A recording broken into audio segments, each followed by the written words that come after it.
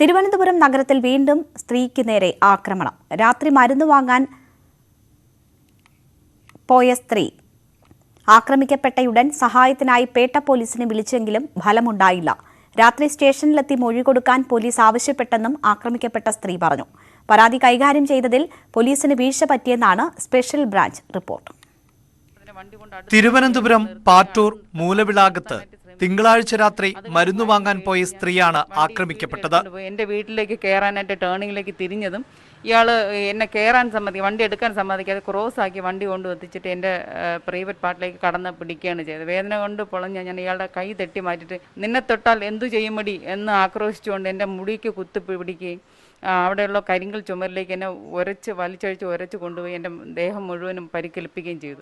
രക്ഷപ്പെട്ട് വീട്ടിലെത്തിയ ഉടൻ ആക്രമിക്കപ്പെട്ട സ്ത്രീയുടെ മകൾ പേട്ട പോലീസിനെ സഹായത്തിനായി വിളിച്ചെങ്കിലും തണുപ്പൻ പ്രതികരണം. ഗൂഗിൾ സെർച്ച് ചെയ്ത് പേട്ട സ്റ്റേഷനിലെ നമ്പർ എടുത്ത് വിളിച്ച് ഇങ്ങനെ പറഞ്ഞു, സാർ എൻ്റെ അമ്മയെ ആരോ ആക്രമിച്ചു, ഞങ്ങൾക്ക് വീട്ടിലാരുമില്ല, ഞങ്ങൾ 2 സ്ത്രീകൾ മാത്രമാണുള്ളത്, ഒന്നിവിടം വരെ വരാമോ, വരാൻ പറ്റിയില്ലെങ്കിൽ ഒരു ആംബുലൻസ് എങ്കിലും അമ്മയെ ആശുപത്രി കൊണ്ടുപോയി അറേഞ്ച് ചെയ്യാമോ എന്ന് ചോദിച്ചു. നിങ്ങളുടെ അഡ്രസ്സ് എവിടെയാണ്, മൂലവിളാണോ, അങ്ങനെയാണോ ഇങ്ങനെയാണോ ചോദിച്ചുകൊണ്ട് നിൽക്കുകയല്ലാതെ എന്തെങ്കിലും സഹായം ചെയ്യാമെന്നുള്ള ഒരു ആക്ഷൻ അവരുടെ ഭാഗത്തൊന്നും ഉണ്ടായില്ല.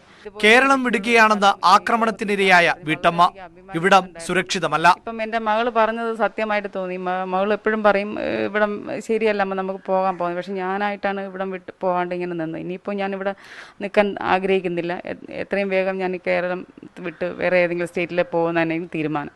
വ്യാഴാഴ്ച സിറ്റി പോലീസ് കമ്മീഷണർക്ക് നേരിട്ട് പരാതി നൽകിയതിനു ശേഷമാണ് പോലീസ് വീട്ടിലെത്തി മൊഴിയെടുത്ത് അന്വേഷണം ആരംഭിച്ചത്. സ്ത്രീയുടെ പരാതി കൈകാര്യം ചെയ്തതിൽ പേട്ട സ്റ്റേഷനിലെ ഉദ്യോഗസ്ഥർക്ക് വീഴ്ചയുണ്ടായെന്നാണ് സ്പെഷ്യൽ ബ്രാഞ്ച് റിപ്പോർട്ട്. മുതിർന്ന ഉദ്യോഗസ്ഥരെ യഥാസമയം പരാതി അറിയിച്ചില്ല. കൃത്യനിർവഹണത്തിൽ ജാഗ്രത കാണിക്കാത്ത ഉദ്യോഗസ്ഥർക്കെതിരെ നടപടിയുണ്ടാകും. ന്യൂസ് 18 തിരുവനന്തപുരം.